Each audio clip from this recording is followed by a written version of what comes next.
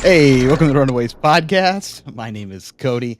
Today we are back from the world premiere of the new set.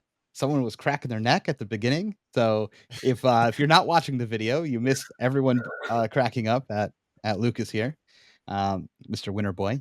But we just got back from the release of Rosetta, or the world premiere of Rosetta, which was a lot of fun down in Tampa.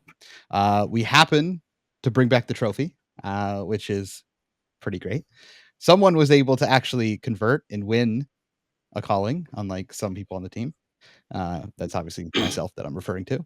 Also broke our curse, which is a pretty big deal. But today we're going to talk about Good not deal. only our experience at Tampa, how the tournament went, but also like a bunch of tips on what you can do and take from this when you go to your pre-release this weekend, and try and win. But first, I have to start off with Lucas. You won. You took down Hamilton in the finals. How do you feel? How was your tournament? How's it going? Good. It's going very well. Obviously, I feel pretty good. Getting a big win like this finally under my belt is really, really nice. It's kind of like an achievement unlocked, um, which feels amazing. Like you said, beating Hamilton feels good. I love Michael. We all love Michael. He's a great dude, but he has beaten us a lot. He has beaten me, and he beat me 2 times in the tournament already. So, third time's a charm. Finally got him. It was a pretty sweet storyline. Obviously, congrats to him on the finish, but I did get there. Um, and yeah, I mean, it's just, I mean, obviously it feels great, right? I won a calling and I won a sweet calling, like a really fun event. I know I had a really good time drafting and playing sealed. I think most people at the event agreed that it was, at the very least, a very fun format, especially when you're just getting to know it. There's a lot of cool interactions. There's a lot of cool kind of things happening with second cycle, and you can pitch deck these really cool turns. And there's just a lot going on in this format that I think makes it really appealing to normal Flesh and Blood players. Yeah, I thought the event was a lot of fun. Obviously, it's always great when we take down the tournament. It was Yes. cool to watch you win. Everyone was there cheering you on. I had a flight to catch, but I was like, I am not leaving until one, I see the conclusion of this game, and two, until I get to talk to Lucas after his interview as well. So I was like, Yeah. it's fine. It didn't matter. My flight got delayed by like 2.5 hours, so I just hung out with some Oh, of the other guys that play Flesh and Blood that are on the plane as well. But Dan, how did your weekend go? I know you made day 2. I know you were in there grinding draft, but what did you think overall of the weekend?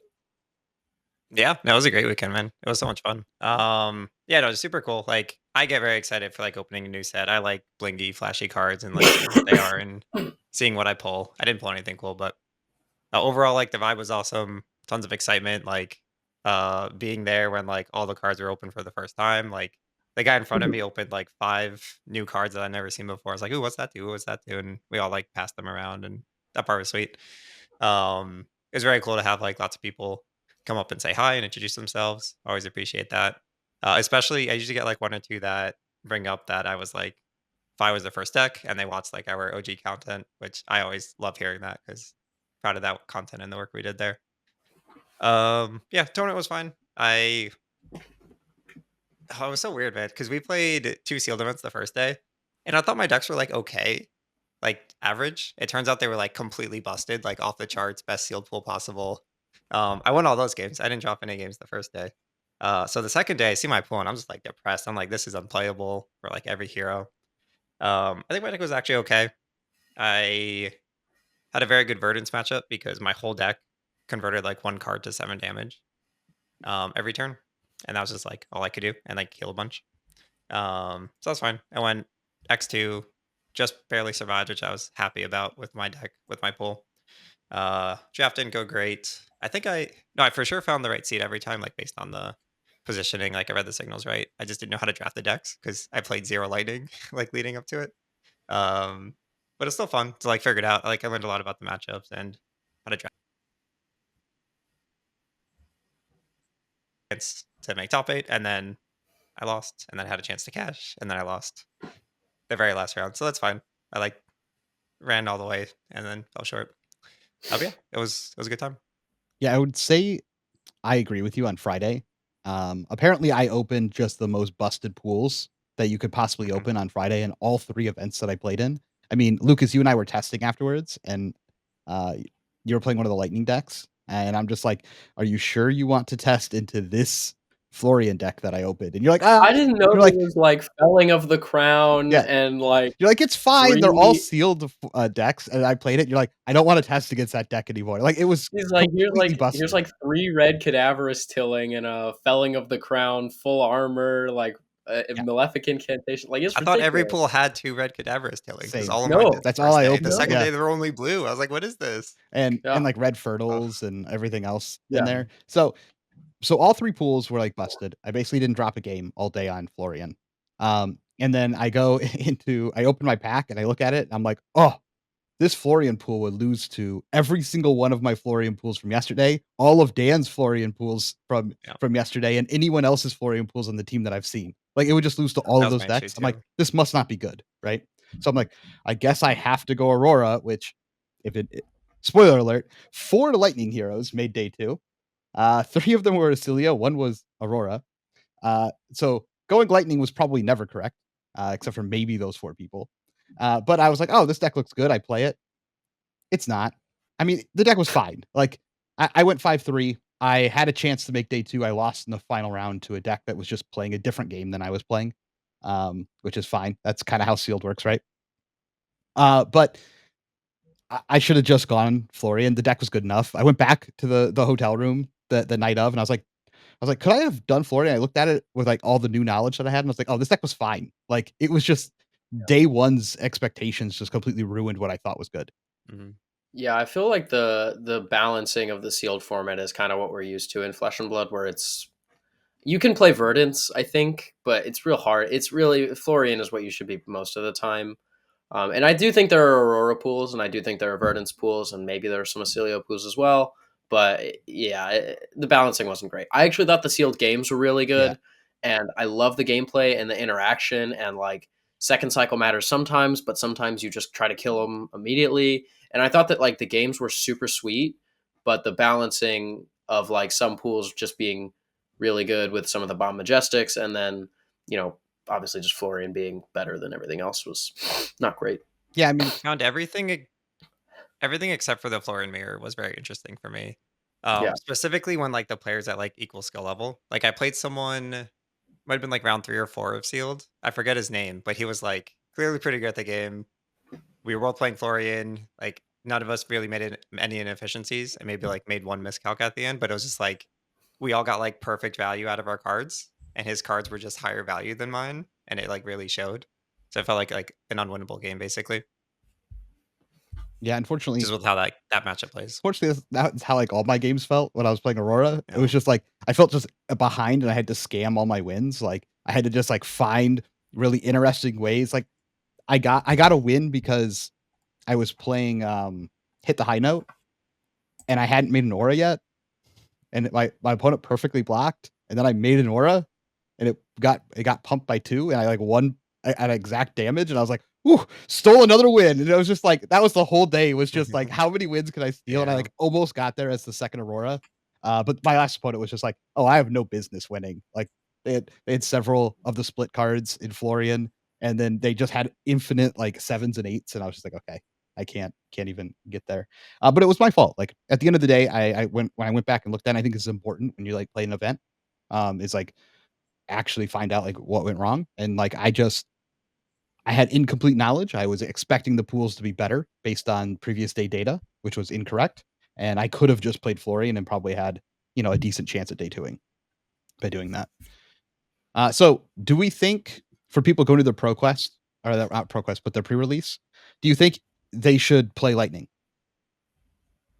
I think that if your only goal is to maximize whatever prizing there is, it is not unreasonable to just play Earth. But I do think that Lightning is better sometimes, and I don't think I think if it looks like a Lightning pool, it is probably perfectly fine, and you will have fun if you play Lightning. And if you want to play Lightning and you open what you think is a reasonable Lightning pool, I would try it out. Yeah, I agree. I do not. I think as the only person who played Lightning, in I sealed. played it at the world premiere. Yeah, yeah. I played Aurora. I went 3-1. I fatigued 3 Yeah, Florians. I would say your pool has to be great, if you're trying to win, if you're going to the event like, hey, I want to win whatever the pricing is at the pre-release. I don't think there is pricing. There's always some pricing. Like one No, they like give you the promo pack up front now. Oh, like Yeah, pack to but win, you mean? Yeah. the Sure, sure, place sure. that you're going to might Yeah. have That's sure. Yeah, That's yeah. fair. If you're trying to actually win, I think you just play an Earth deck, basically every time. most of the time, yeah. So I don't want to get to like draft yet. We can talk more about sealed. What overall do we think about this sealed format compared to previous sealed formats? I think I said pretty much like my like super basic take was just, I mean, I think it's not balanced well, and I think the games are amazing. I think it feels the most like Flesh and Blood I felt at a pre-release in a long time. Feels like a lot of the times the fatigue games that you play are somebody blocking and somebody fatiguing, or just like somebody's deck not working. Whereas with this, I feel like even if your deck is worse, if you're probably, if you're both playing an Earth Hero, um, but like you always have a chance to have some sort of like outskilling and out game planning, and playing to what is in your deck. And I think the games are interesting enough, and there's enough agency that it is a good sealed format in terms of gameplay. But it's not like Mistveil, where I thought you could legitimately play any of the three heroes in sealed. Like you can't do that in this set. You can't really play Lightning to the same win percentages Earth almost all the time, I would say. Yeah, it's a little weird for me. I feel like the like somewhat significantly better player will always win. But when you're close in skill level, I think it really just comes down to like your card quality that you opened. Mm, If you're both playing Earth, I that is. I actually push back on that a little bit.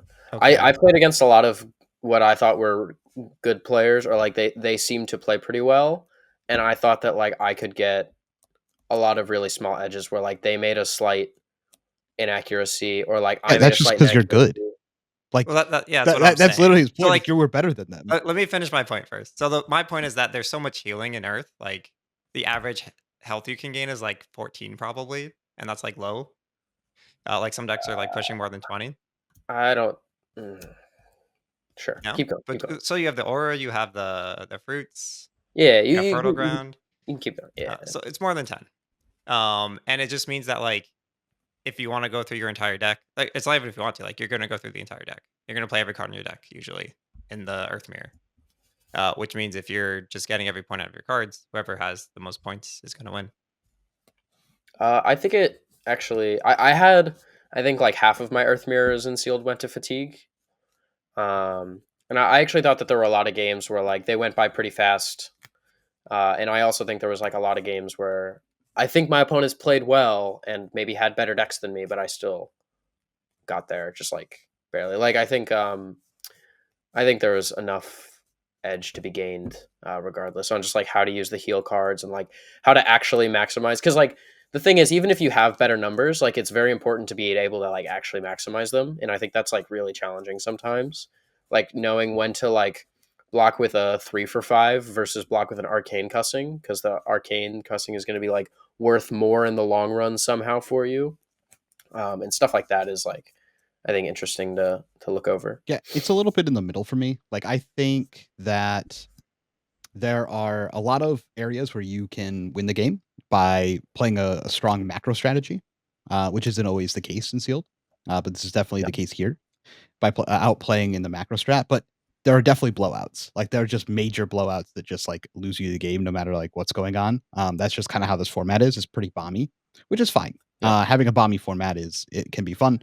I will say I think this sealed format is like objectively bad. I don't think you can argue that it's good because half the heroes are unplayable in sealed. I think it's objectively balanced poorly.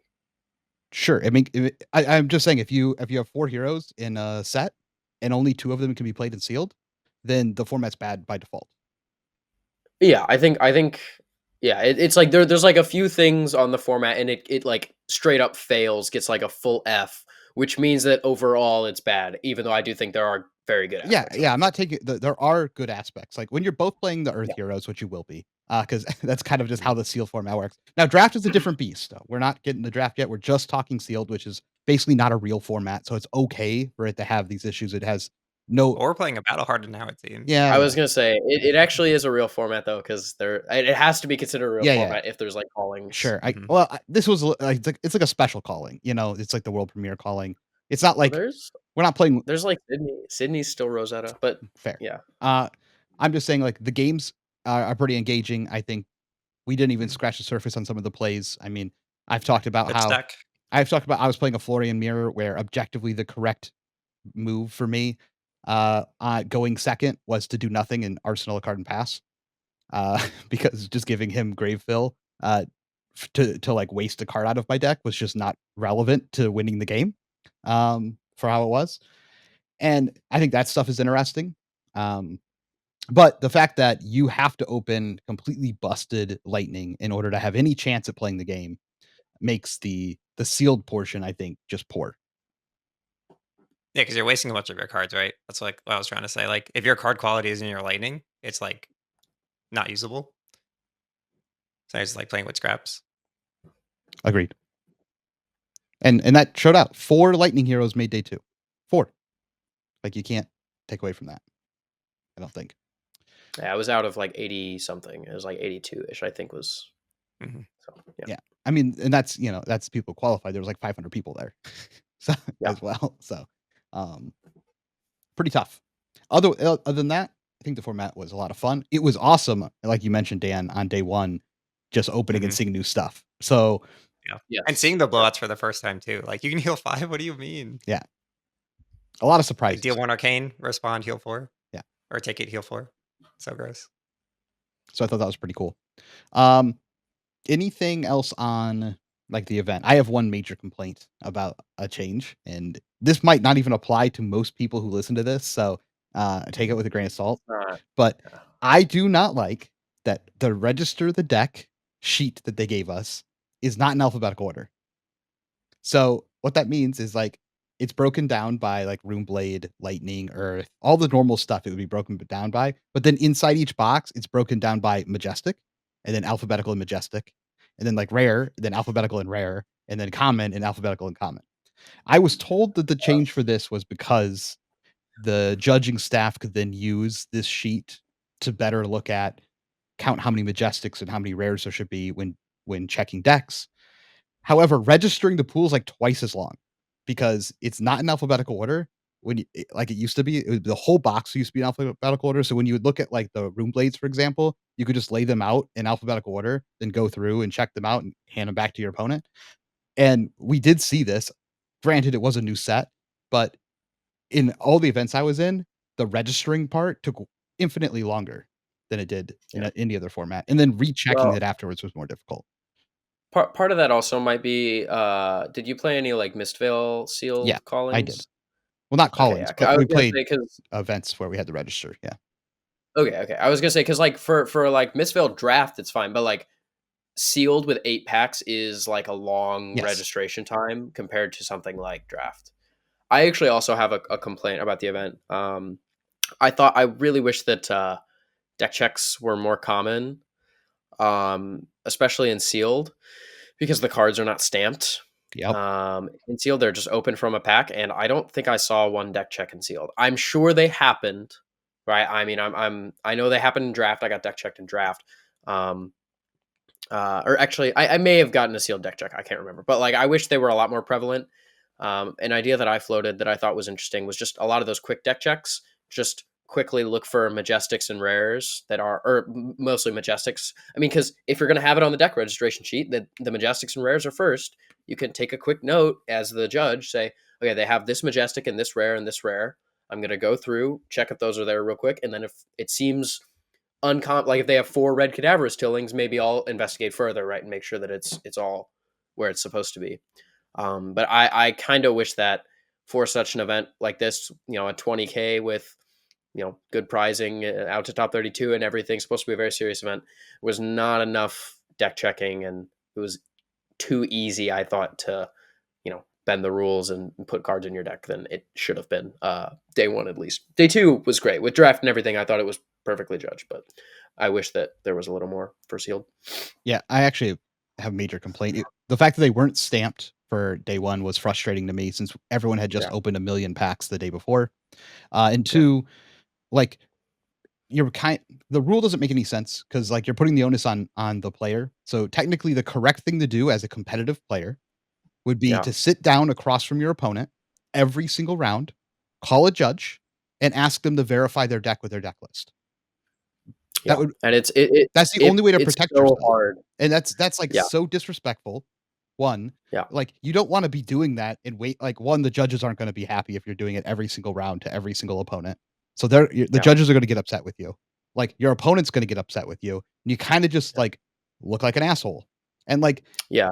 but that's like objectively the correct thing to do. And the issue is Yeah. people don't have to like they don't a lot of people don't understand like especially in the last round, the final round. My like the 5-3, like you're the last round, you're winning and in. So it's really easy for someone to then slip like one card in or two Yeah, I'm cards in. X2, they're not gonna deck check me at X2. Yeah, at X2, they're not going to deck check me. Like I'm never worried that the 8-0 person is sneaking cards in their deck.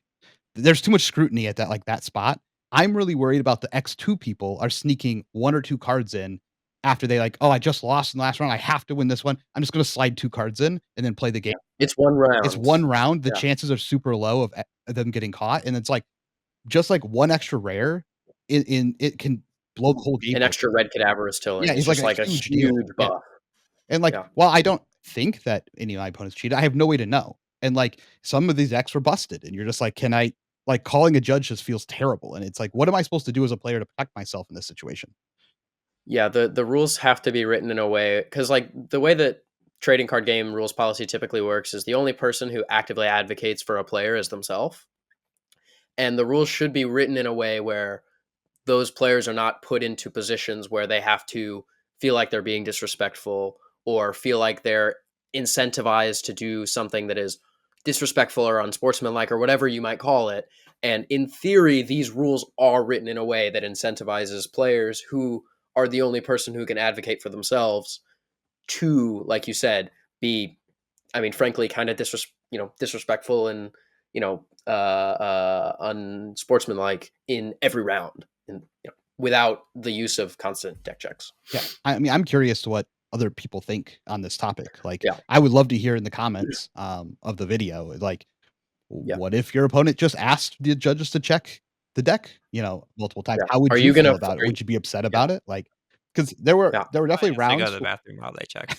There were definitely rounds I'll where say I good saw night. decks that were crazy enough where I was like, I should call a judge on this, but like I don't want to be that player, Yeah. especially if you lose. Like you lose the game, then you're like, Judge, can you check their deck? Like, isn't that like the saltiest thing you could possibly do? Like, Yeah.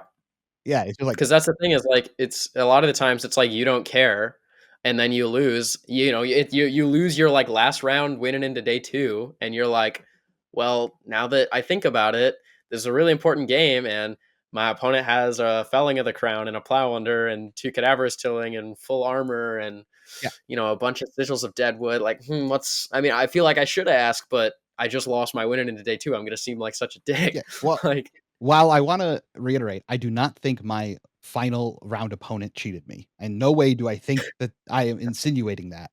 It was one of those games where it brought into the back of my mind, like, this would be a spot where I would normally. They had like two of the same split card.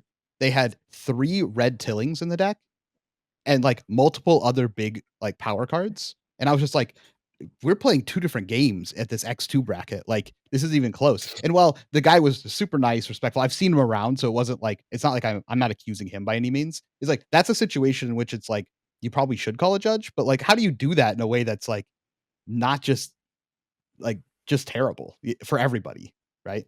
yeah. Yeah. You like maybe can discreetly after the game, but maybe it's That's silly what at I that was saying, point. but even then, Yeah. it's like it's kind No, of it's the same. Yeah, because even then, it's like the judge is gonna and like a part of you as a player, like regardless of whether or not my opponent feels disrespected, I feel bad, yeah. Yeah. like essentially insinuating that it's possible that somebody has done But I don't this. want to wonder, you know what I Yeah, no, I'm mean? with you guys.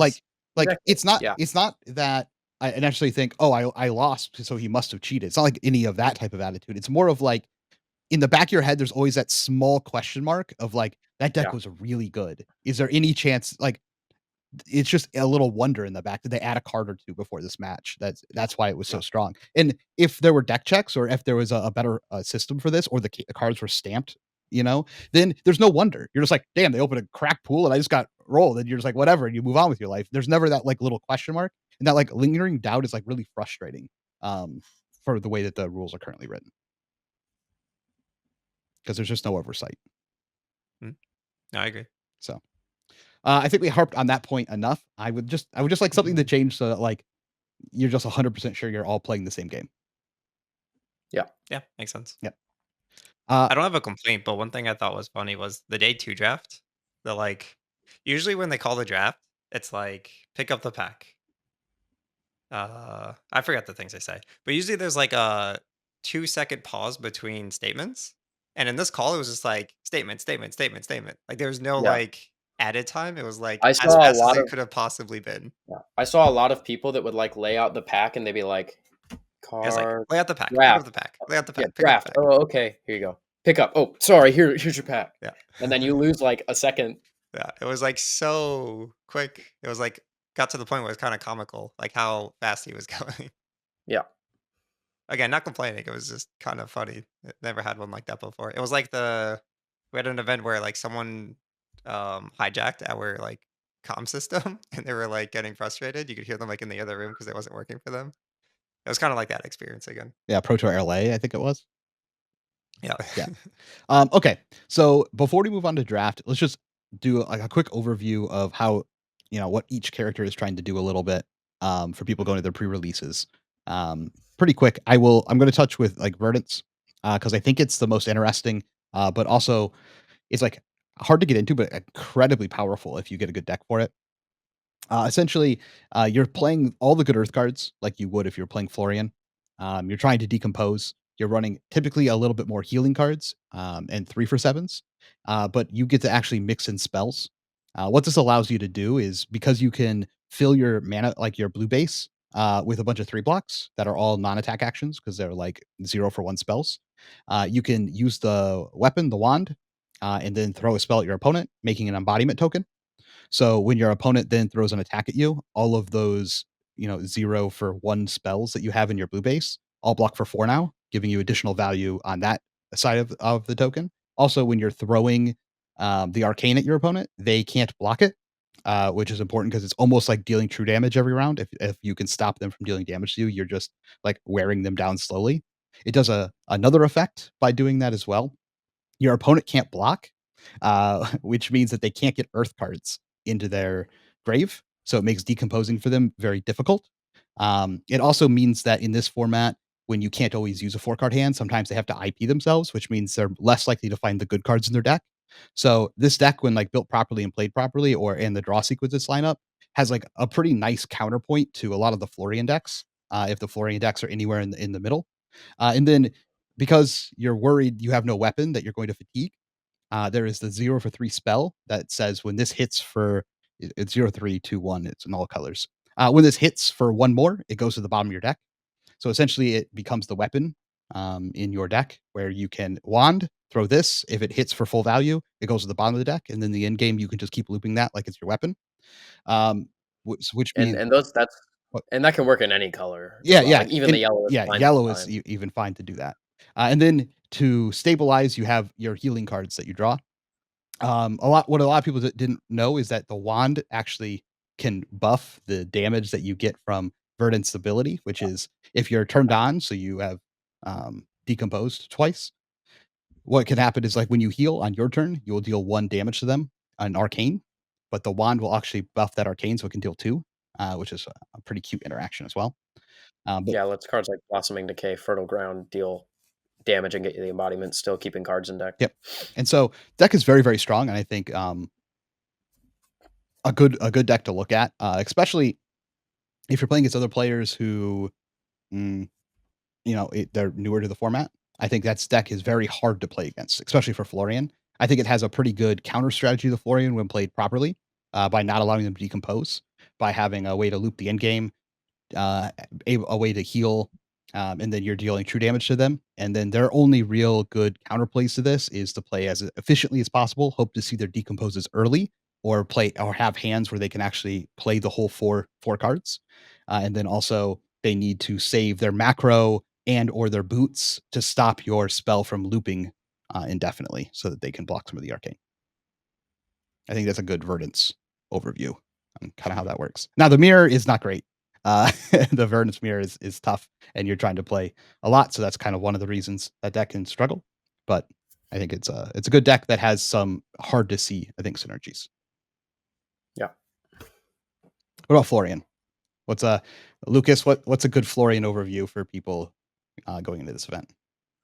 Yeah, I mean, the most important thing is going to be your decomposed cards. You're going to want to play all the colors of Cadaverous Tilling, and red Blossoming Decay is pretty good as well. And then if I think you usually want around 5 to 6 decomposed cards in your deck. So if you need to play, yellow, blue Blossoming Decays and things like that, then you can. Summer's Fall also at rare is an absolute bomb. You can see in my first feature match against Michael Hamilton, that card probably ends up winning him the game in the middle of the game. It's incredibly powerful. But yeah, you're wanting those. Obviously, you want all the Runeblade equipments and the Earth equipments. They're very, very strong. And then I think for the deck, mostly you're just trying to play the big Earth spells or Earth cards, right? Autumn's Touch, Fruits of the Forest stand out as easy ways to graveyard fill, both blocking 3 and just being able to discard them late game. Fruits of the Forest in particular late, as well as Fertile Ground is really important. Just any way to heal, kind of deal with arcane damage can be a really big deal at fatiguing, whether it's the Lightning Heroes or Verdants. Like Cody said in the Verdants matchup, you want to keep your Sanctuary and your Wellground for Perennial Aether Bloom, ideally. But just as long as you can use them to keep cards in deck and be efficient, they're usually going to find a good use case. And then just making sure that you can swing your weapon as often as possible. Some of the kind of underrated all-stars are going to be Sigil of Deadwood and Sigil of Earth. Both making 2 tokens when Florian leaves is powerful, but also being able to turn your weapon on 2 times by themselves is a pretty huge deal. Once when you get to play them, and then once when they pop. And in these fatiguey endgames, that can be like the difference between winning and losing. Basically, getting 2 weapon swings out of one use of a card in deck is almost akin to having like a 3 for 7 style card at blue in terms of like fatigue math, which is really good. And then you're also going to want to make sure that your deck has some ways to use your full hand. Like you mentioned, Verdance or even the Mirror sometimes is going to try and strand you with cards in hand. And so having cards like Arcane Cussing, any of the Runeblade buffs, Malefic Incantation, Fruits of the Forest, like I already mentioned, and then even Meet and Greet, Rune Ranger Swarm. Cards like this, just anything that can get go again and let you use your full hand can be a pretty big deal. These sigils, again, are good at this as well, because, if all you're doing ever is throwing 3 for 7s, you can give your opponent like a bunch of time to just kill you with arcane damage because you can't block that. And then I think I already mentioned this, but making sure you have some healing. Arcane Polarity is another incredibly powerful card that you can play in this set that can help you deal with these wizards and even the Runeblade mirrors. Because sometimes people will try to close it out with, 2 rune chants off a sigil or an incantation or something, and having that Polarity or Fertile Ground to regain your health is really important. Yep. Dan, any comments on those two decks or anything you think we missed? Yeah, one other thing I look for in all of the pools, but especially Florian, is like a strong pitch stack package, like a Yeah. natural one. Like I want a lot of strong blue and yellow rune chant generators or payoffs. Things like that sigil you talked about. There's the rare card that destroys an aura on play. So like I love stacking in blue sigil plus blue or yellow of that card. That creates like 4 rune chants. Yeah, Splintering Ends up with Deadwood one. Splintering Deadwood, yeah, thank you. yeah, that card is incredibly powerful. Yep, stuff like that. Even red meet and greet, I usually pitch with like a sigil, Yeah. or like after a sigil, just so I have like this strong like go wide turn at the end. That's the only other thing I would add there. Yeah. Oh yeah, kind of off of that as well. You can first cycle some of these synergies too. Mhm. This isn't as synergistic as something like Partha Veil, but there are small synergies. Like, for example, if you have a red meet and greet or 2, as well as an arcane cussing, and maybe you have the Bloodborne Bodice, the Runeblade chest, that can be a pretty powerful turn. So I had one of each of those in my sealed pool.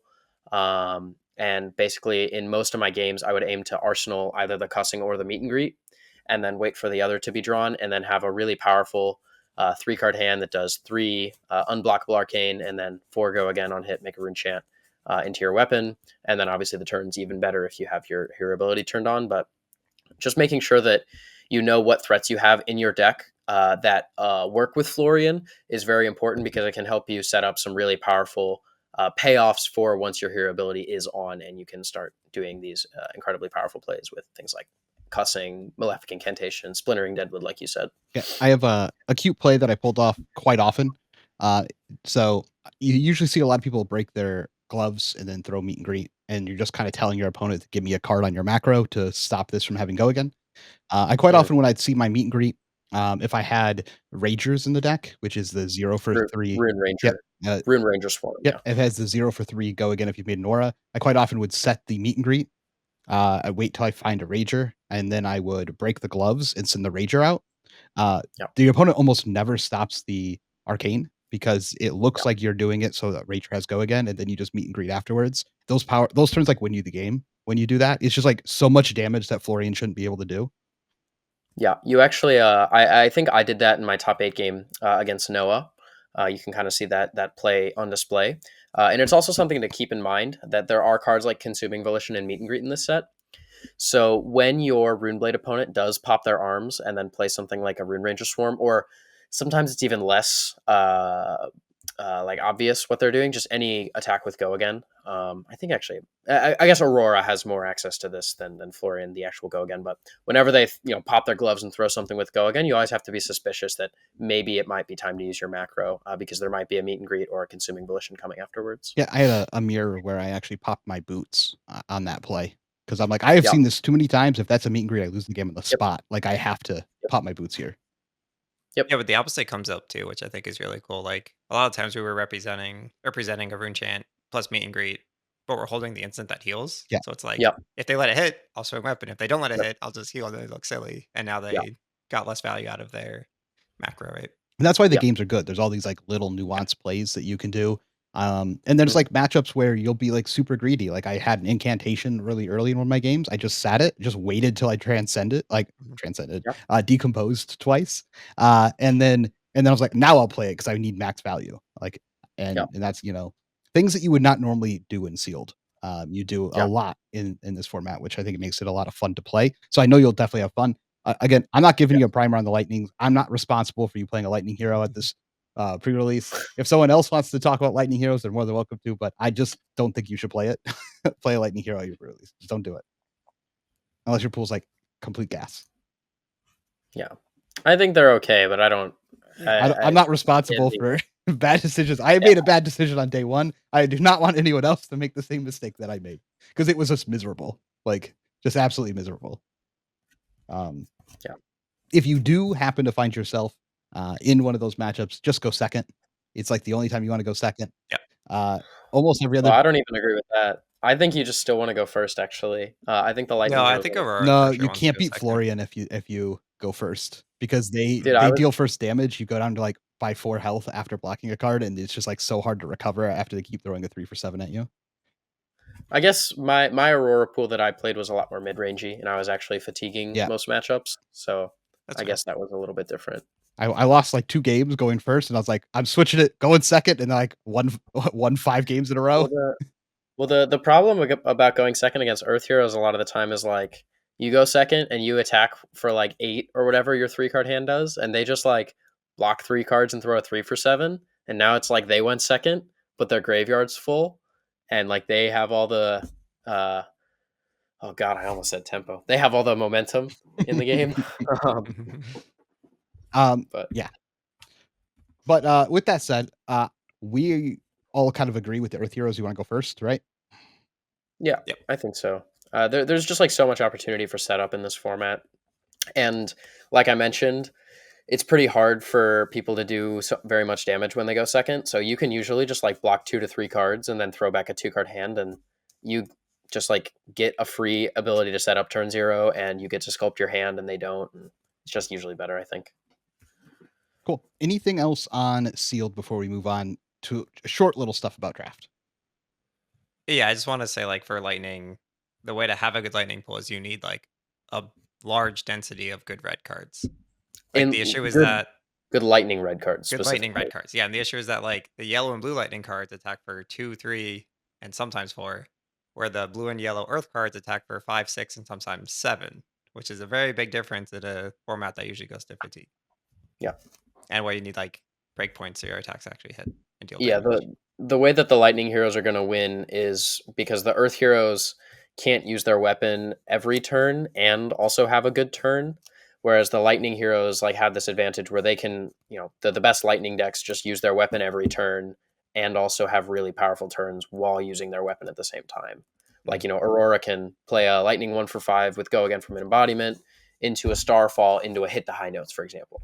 It's a 3-card, 13 damage turn, and you swing your weapon while you're doing a powerful turn that forces your opponent to block with cards from their deck. Agreed. Okay, so draft. I saw this interesting thing. So we were trying to figure out draft before day 2, since we've never drafted the set before. And then this very interesting thing happened. Like 5 or 6 of our players in the first draft all ended up Like on out of 8 Aelio. players. It was, I know the exact statistic. It was 7 Runaways made day 2. 6 of them drafted Aelio, and 5 of them won their first round on Aelio. So how did we all were like all of you end up on Aelio? Just tell me. Well, it was funny too, because most of us before the draft were saying that we wanted to do everything possible to avoid Aelio, because we had no idea what we were doing. Yeah. But it's just, I think everybody else kind of had that philosophy. But then Yuanji enlightened us. With I think we got a lot of information beforehand that a lot of the times you get information at these events and it's kind of BS because like people don't know what they're talking about. But a lot of us kind of just like listened to Yuanji and we were like, okay, he seems fine here. He's like, here are the good cards. And we're like, those don't seem very good. And he's like, trust me. And we're like, okay. And then they're just like really good. Like you see my Ren 10 stream, I had an Aelio mirror where I used Flash and Open the Floodgates, which are both cards that I'm pretty sure most people thought were just like stone cold unplayable. And I just like, had a really sweet pitch deck turn. And I think that kind of like showcases why Aelio can be really good in this format is you use cards that the other heroes don't necessarily want as much, right? Aurora doesn't really want Flash that much, and Verdant doesn't really want Open the Floodgates ever. And you can use these unique cards to have these really, really powerful burst turns.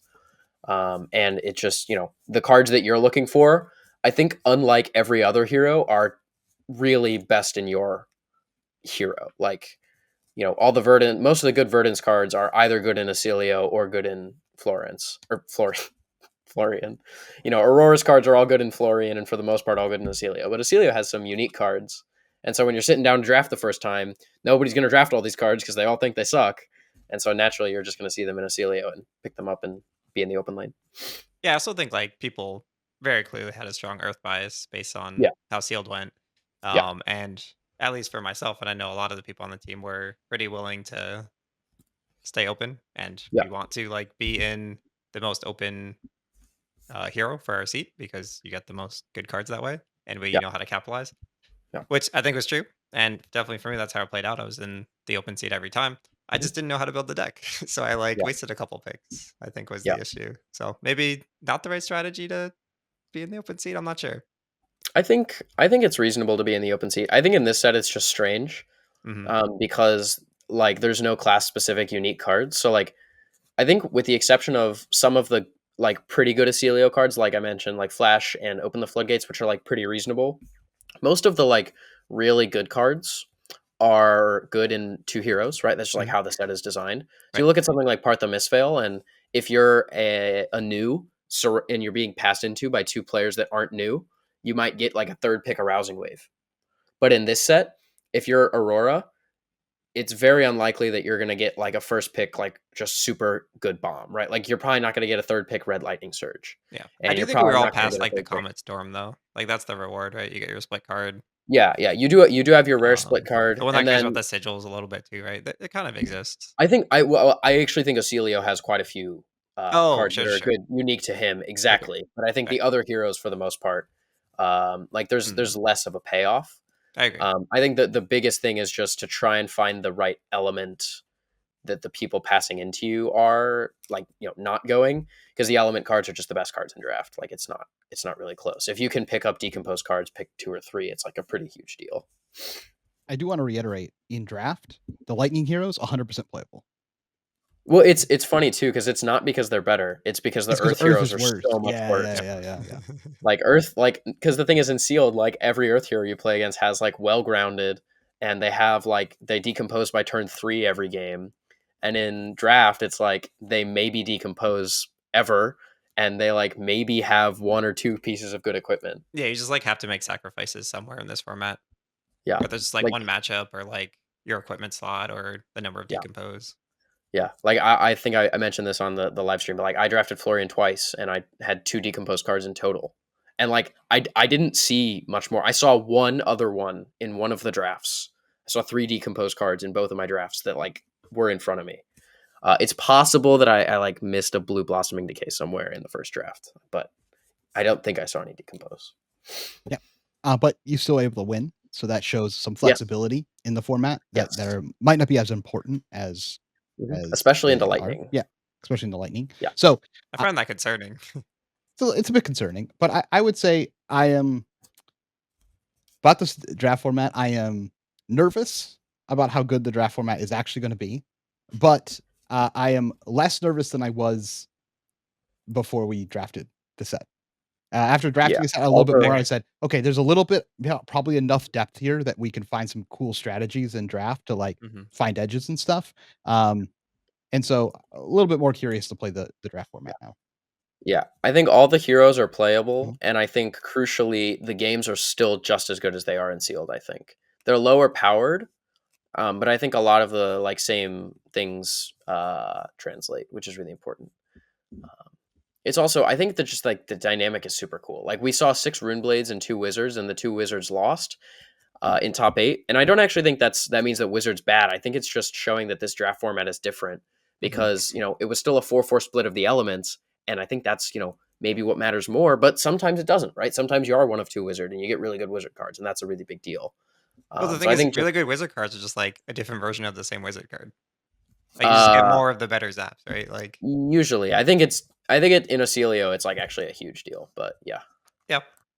like if you're getting like a lot of red trailblazing aethers and stuff like that, that can be pretty huge. So, yeah. I So agree. so far, optimistic about how this draft set plays out. Yeah, I was worried. I was way more worried, and then we started drafting. We saw some unique like already some unique ideas come out, or even seeing like decompose. You could not decompose and win a tournament. Was like yeah. okay, Which I know okay, the Yeah, which I know the devs like didn't they were watching the video and they were kind of surprised about that, but I don't know. I just like throw 3 for 7s and it works. yeah, um, cool. And then anything else you guys want to mention about draft or the tournament or the weekend as a whole? Lucas is obviously the best because he beat Hamilton. Finally broke our losing in the finals curse to Hamilton. He did not punt. Noticeably, we've all punted to Hamilton, and Lucas did not punt to Hamilton. It was great. Mm. I try. I just enjoyed the community like camaraderie a lot. Like it Yeah. was so cool having like everyone at the event, which is like 800 people, are staying at 2 hotels that are across the street. It's like during the event, after the event, you're all just hanging out, like trading information. Everyone's helping everyone, like on the same team, on different teams. Like we don't care. We're just like trying to like solve this thing together.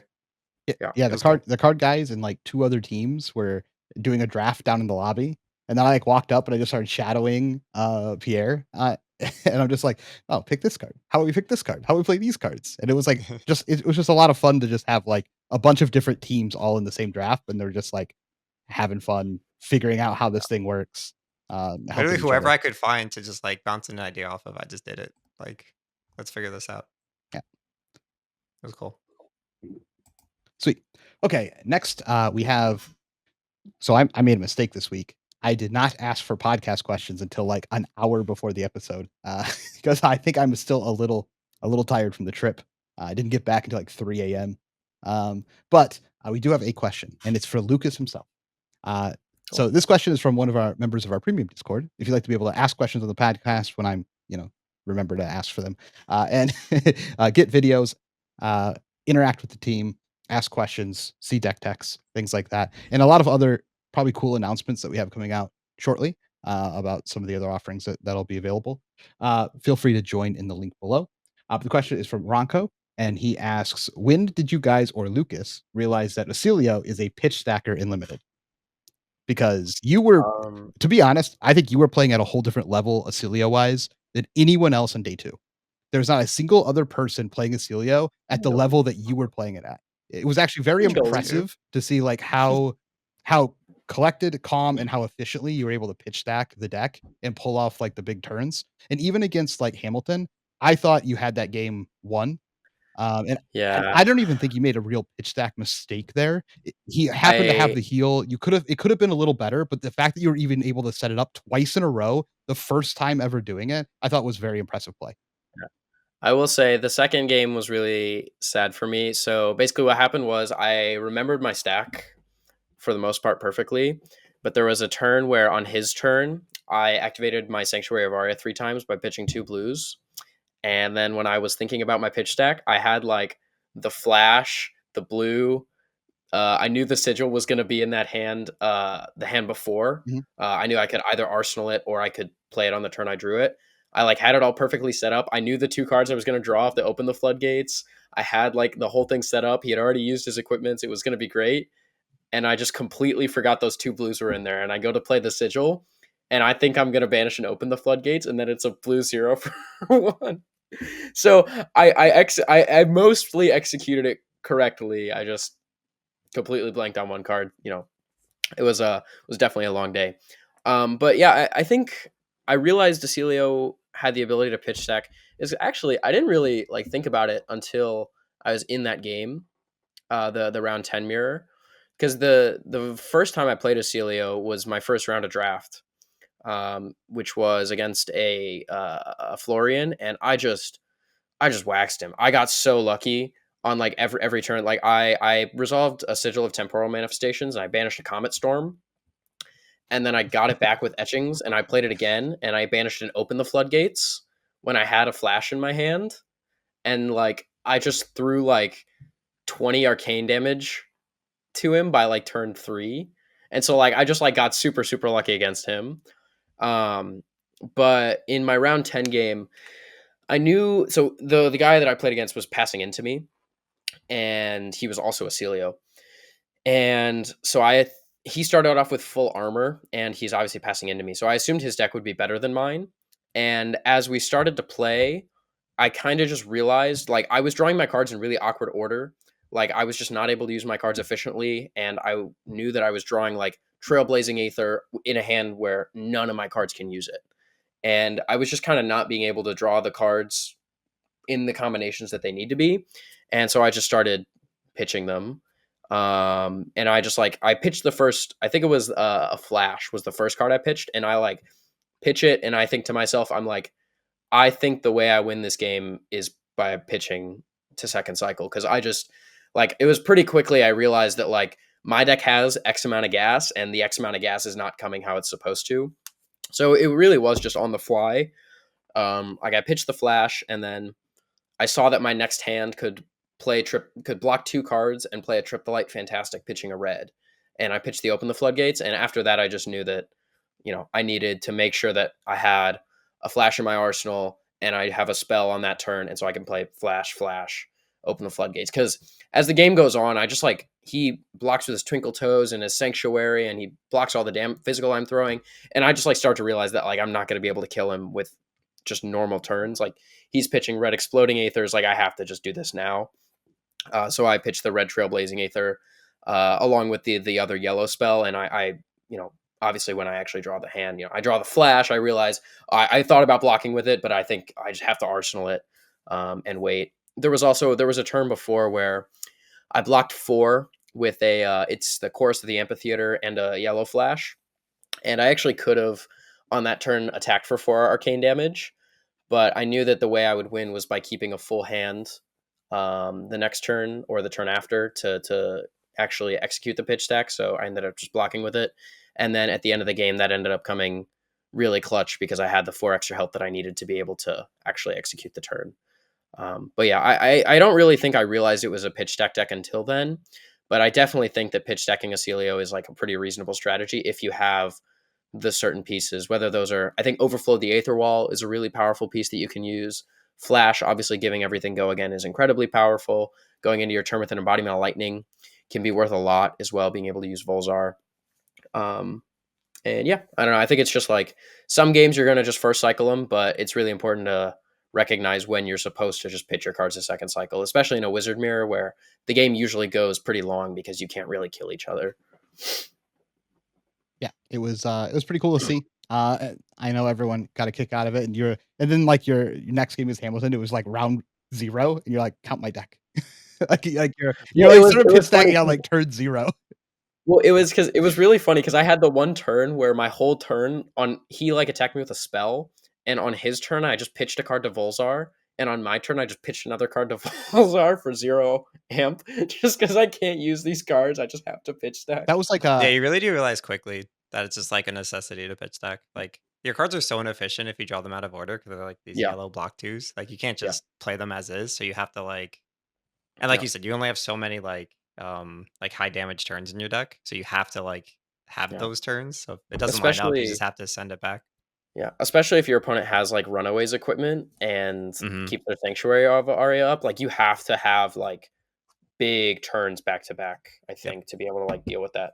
Like actually I think when Michael used his Runaways equipment against me, I was like super thankful because even though he was getting value out of them, I like didn't think I was going to be able to Hmm. win the game without that pitch deck. And then he ended up taking more damage than I thought he would throughout the game and not healing as much. So it was okay. I could have first cycled him, but Yeah. yeah. I think we'll see more and more pitch stacking because you can like really turbo with his hero ability and like some yeah. of the sigils and Yeah. When also just like this format is really slow and people can't really do very much damage. So it's pretty easy actually. Like if you draft knowing that you're going to as well, it's like very easy, I think, to just straight up try and pitch stack the same thing every single game Mhm. for the most part. Although obviously there is counterplay. If your opponent has like some prevention that they can use, it can be a pretty big deal.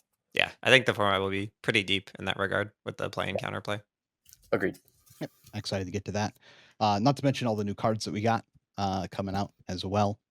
With that Yeah. said, I think that's going to wrap it up today. Let's go try and figure out what a good deck looks like in the CC meta that is, brand new with all the new bands and new cards. And man, I hope Vincent's good. Okay, goodbye, everybody.